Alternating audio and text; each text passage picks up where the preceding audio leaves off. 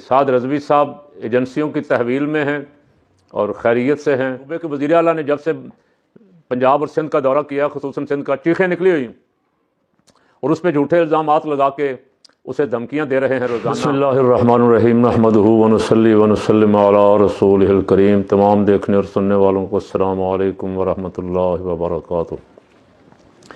अल्लाह पाक हुज़ूर रहमत आलम सल्लल्लाहु अलैहि वसल्लम की सारी उम्मत की खैर फरमाए, पाकिस्तान को इस्तेहकाम अता फरमाए और दहशतगर्दी से, दहशतगर्दों से, दहशतगर्दों के सरपरस्तों से, हामियों से महफूज रखे। रात की गर्मा गर्म ख़बर ये थी कि पीपल पार्टी नून लीग से नाराज़ हो गई और उन्होंने असम्बली का बाइकाट कर दिया और आज 2 बजे पार्लिमानी पार्टी का इजलास किया और फैसला करने का कहा और इजलास के बाइकाट का कहा। नाराज़गी ये थी कि स्पेशल इकनॉमिक जोन आर्डीनेंस सदर के दस्तखतों के बगैर ही नून लीग वालों ने जारी करवा दिया। नून लीग में बड़े बड़े जो गादरी बैठे हुए हैं, आज़म नज़ीर तारड़ आइन का हुलिया बिगाड़ दिया और उसके हक़ में दलाइल दे रहे होते हैं। अब बड़ी बड़ी बार जो है उनको ख़रीदने के लिए सरकारी ख़जाने से करोड़ों रुपया खर्च कर दिया, लेकिन कोई पूछने वाला नहीं। और जो नाम नहाद जाली निज़ाम बनाया हुआ है हुकूमत का, उसका धड़का लगा रहता है नून लीग वालों को कि ये कहीं गिर ना जाए। और वो निज़ाम जो है वो ज़ाहिर है पीपल पार्टी के सर पे खड़ा है।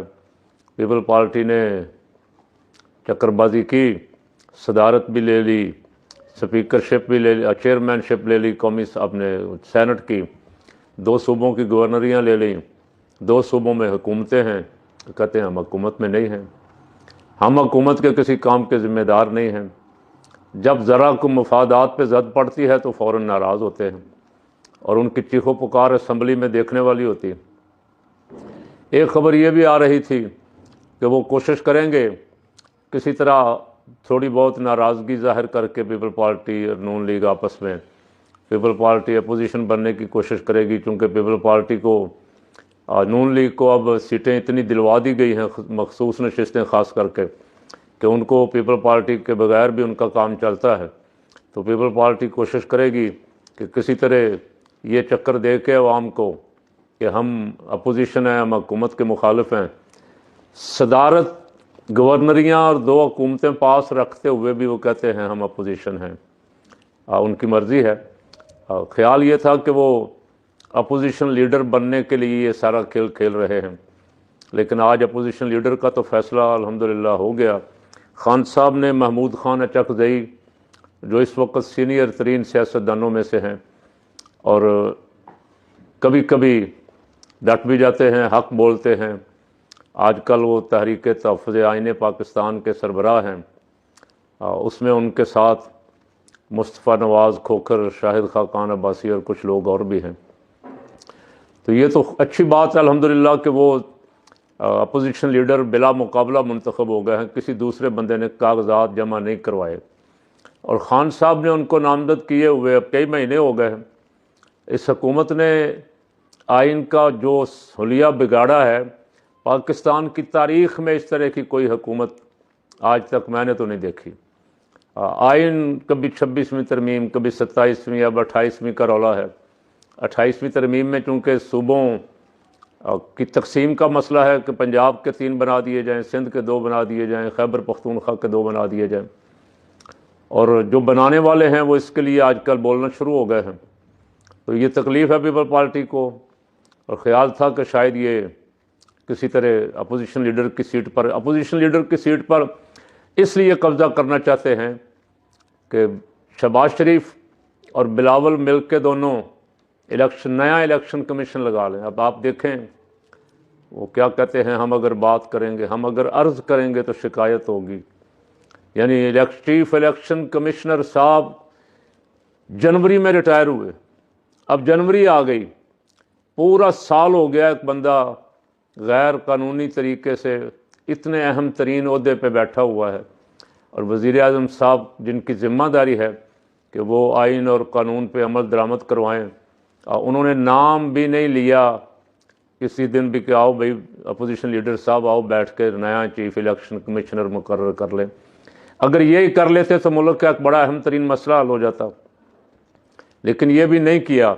सीट खाली ऐसे ही जैसे खान ने पहले जब 2 असम्बलियाँ तोड़ी थी, उनके इलेक्शन नहीं करवाए। 90 दिन में इलेक्शन ज़रूरी थे, और पूरा साल लेके ऐसे बैठे रहे।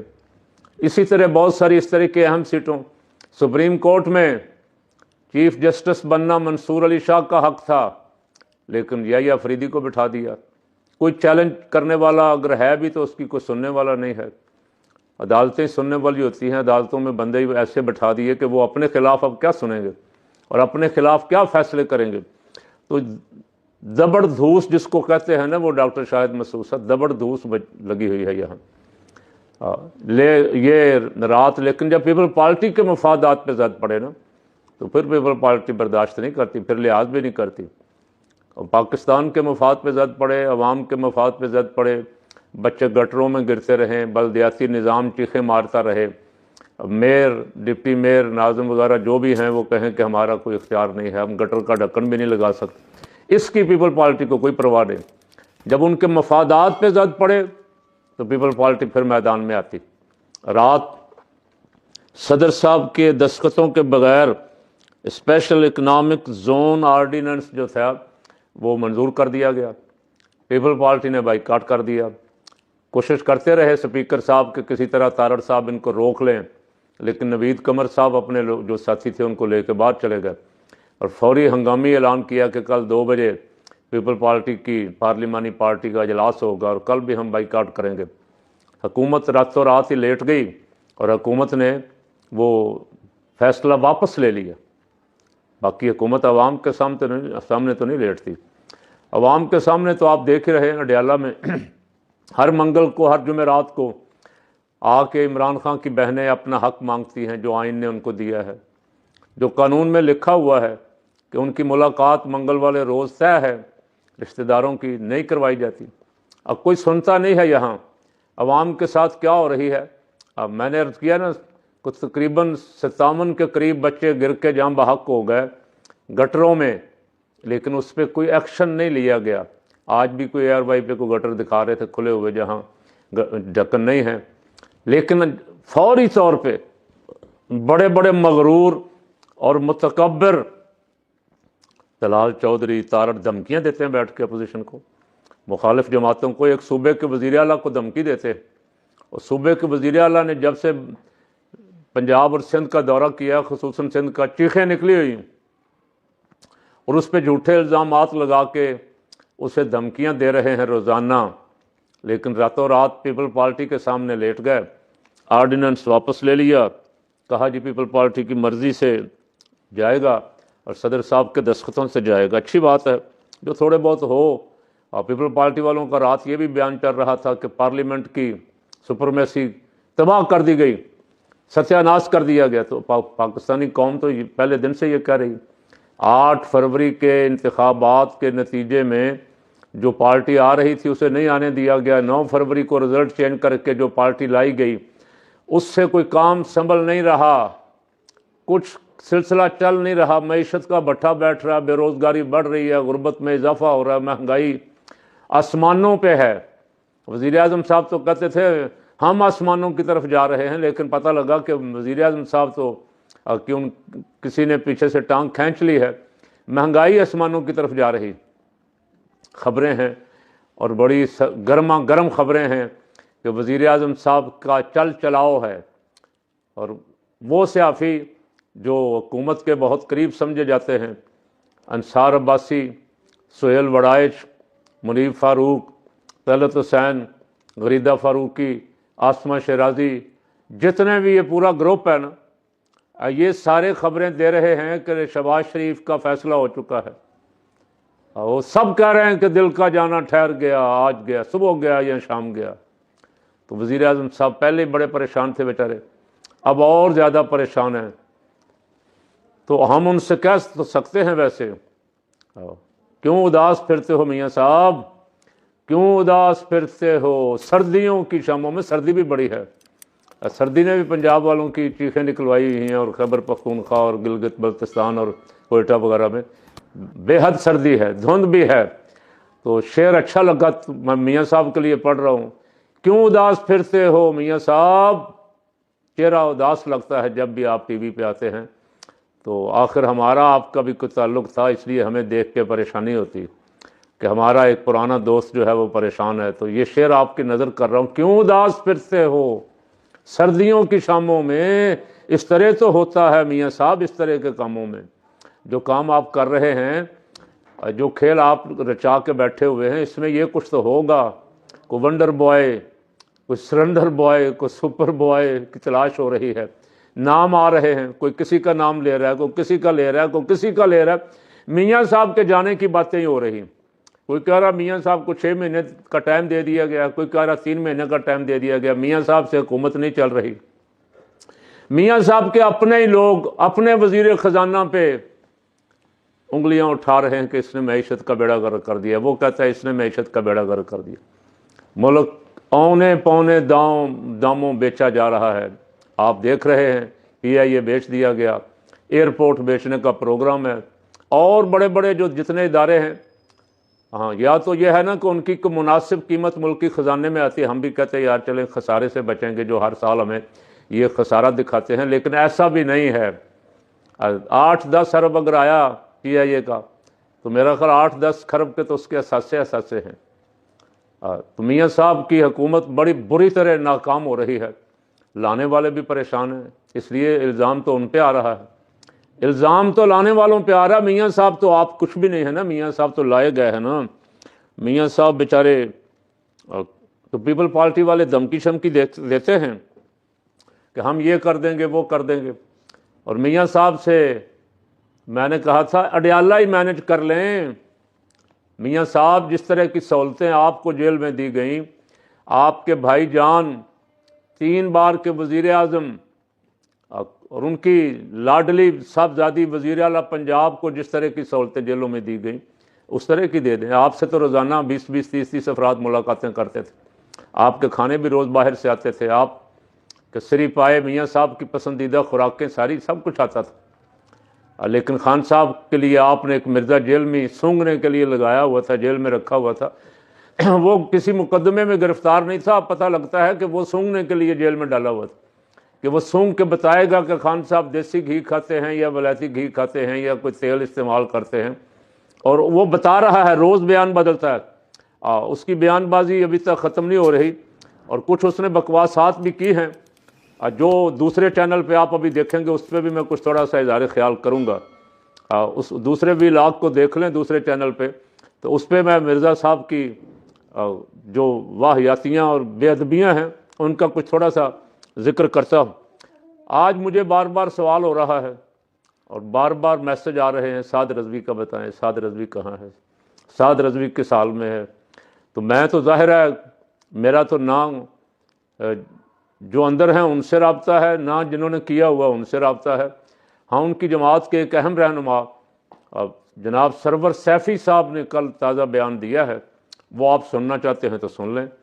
मैंने तो पहले भी एक दिन वैसे उड़ती उड़ती खबर दी थी, मेरी खबर को कन्फर्म तो नहीं थी। मैंने उस दिन भी कहा था लब्बैक वालों को चाहिए कि अपने मानने वालों को, मानने वाले सारे अंदर तो नहीं हैं, अब बड़े बड़े लीडर तो बाहर हैं, सिर्फ साद रज़वी और अनस रज़वी, वो 2 भाई अंदर हैं, बाकी अक्सरियत लीडरों की बाहर है। हाँ, कारकुन बहुत सारे अंदर हैं, और कारकुन बहुत सारे बाहर भी हैं जो चाहते हैं कि कोई हमें अपडेट देता रहे कि क्या सूरत हाल है, क्या हो रहा है, क्या होना है। तो सरवर सैफ़ी साहब, आप भी और आपके साथी जो बाहर हैं उनकी ड्यूटी लगाएं ताकि वो खबरें दें जिससे अवाम मुतमिन हो जाएं। अब सरवर सैफ़ी साहब का क्लिप आप सुन लें। उन्होंने फरमाया है 13 अक्टूबर से लेकर आज तक तुम साद रज़वी को हर जबर इस्तेमाल करने के बावजूद उनके मौक़िफ़ से ना हटा सके। दुनिया जानती है कि एजेंसियों की तहवील में रहकर अपने मौक़िफ़ पे डटा रहना ये कितना मुश्किल काम होता है। लेकिन साद हुसैन रज़वी, मैं दोनों हाथों से तेरी अजमत को सलाम पेश करता हूँ। तूने पूरी उम्मत मुस्लिमा का सर फख्र से बुलंद कर दिया। कि साद रज़वी साहब एजेंसियों की तहवील में हैं और खैरियत से हैं, और आगे अवाम को तसल्ली दी है कि हम मैदान में हैं, हम मैदान में रहेंगे, अल्लाह करे ऐसा ही हो। हमारी तो दुआएं हैं, और हम तो पहले दिन से आपके हक़ में आवाज़ उठा रहे हैं, और हक़ समझ के आवाज़ उठा रहे हैं। किसी पे जुल्म हो, यहाँ हो, किसी और मुल्क में हो, मुसलमानों पे जुल्म हो ख़ास करके, तो उस पर आवाज़ उठाना तो हमारा फ़र्ज़ है, वरना हमारा ये वीडियो क्लिप बनाने का कोई मकसद ही नहीं है। तो उसके लिए तो हम आवाज़ उठाते हैं। जब तहरीक इंसाफ पे उस वक्त भी हो रहा था, अब भी हो रहा है, जुल्म हो रहा था, तो उस वक्त भी आवाज़ बुलंद करते रहे। उस वक्त हमारे कुछ लब्बैक के दोस्त गुस्सा करते थे, जी आप उनके हक़ में आवाज़ क्यों उठाते। लेकिन अब जब मैं लब्बैक के हक़ में बोलता हूँ तो तहरीक इंसाफ वाले गुस्सा नहीं करते।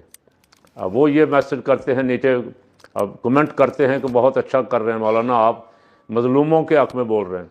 तो लब्बैक के कारकुनों से भी कहता हूँ कि वो दिल बड़ा रखें और जिस पे भी जुल्म हो रहा हो, जिसे ना हक पकड़ा गया हो, जिसके साथ ज़्यादती की जा रही हो, उसकी हिमायत में खड़े हों, बिला खौफ लौमत लाइम, किसी प्रोपेगंडे की परवाह ना करें कि कोई ये कहेगा कोई वो कहेगा। जो कहता रहे, हमारा काम है, हमारी जो जिम्मेदारी हम पूरी करें, जो उनका काम है तनकीद करना वो तनकीद करते रहें। तो साद रज़वी साहब के बारे में सरवर सैफ़ी साहब ने कल बताया है कि वो एजेंसियों की तहवील में है, लेकिन मैं इस बात पे सरवर सैफ़ी साहब हैरान हूँ कि आपको अदालत में जाना चाहिए था। अब तो तकरीबन 4 महीने होने को हैं, 13 अक्टूबर के वो हिरासत में हैं। पुलिस जिस दिन धमकी लगा रही थी ना, हम उनके करीब पहुंच गए हैं। हमें उसी दिन खबर से अंदाज़ा हो रहा था कि वो उनकी तहवील में हैं। अदालत का दरवाज़ा खटखटाना चाहिए था, चैलेंज करना चाहिए था। गिरफ्तारी डाले बगैर इतने दिन अपने पास रखना किसी कानून और आइन में नहीं है। जो भी हो रहा है गैर कानूनी है, उसके ख़िलाफ़ अपना अदालती फ़ोरम ज़रूर, हालांकि अदालतों का भी हमें पता ही है, लेकिन इसके बावजूद भी अपना अदालती फ़ोरम इस्तेमाल ज़रूर करना चाहिए था, अब भी करना चाहिए। जितनी जल्दी हो सके आप अदालत का दरवाज़ा खटखटाएं और उनसे कहें कि साद रज़वी को बाज़याब करवाया जाए।